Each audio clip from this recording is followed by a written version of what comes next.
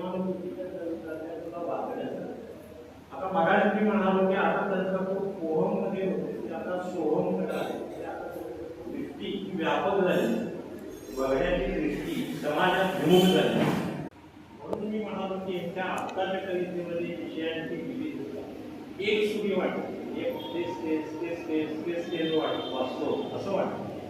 विषयांची अशी विविधता आहे. त्या कवितेचा आकृतिबंध कसा आहे आता इथं सुद्धा मला एक 5-3 मिनिटं बोलता येईल. काय झालंय की आजची कविता ही मुक्त छंदावरून मुक्त शैलीकडे गेली.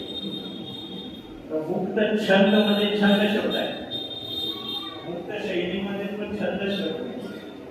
म्हणून आमचे पाडगावकर विनोदानं म्हणे की एखादं पोस्टकार्ड घ्यायचं आणि काहीही मजकूर मी बरा आहे, कसा आहे, पोस्ट पडायला जाय, कसं आहे, काहीही मजकूर उभा द्यायचा.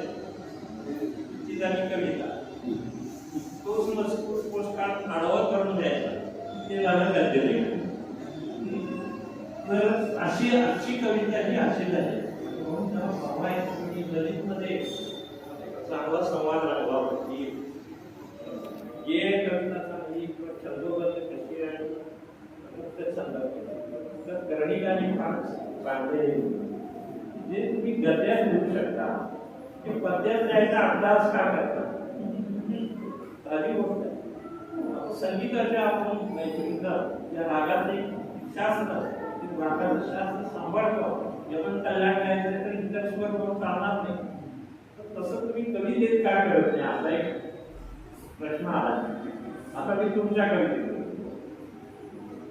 तुमच्या कवितेचं कसं आहे की मुक्त छंद आहे की त्याला आंतरिक लय आहे.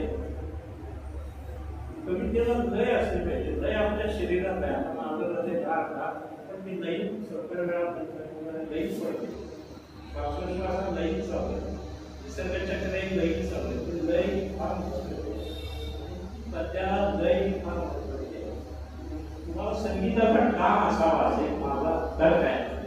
कविता वाचताना मला जाणवलं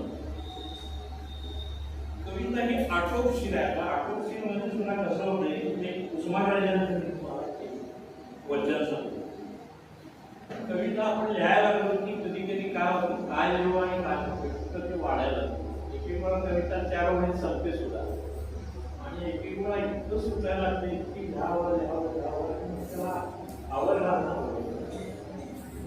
आणि मग आपण जर त्याला लगेच ह्याची घाई केली प्रसिद्धीची तर ती आर्थिक कशी करतात. म्हणून उस्मानाबाद काय म्हणतात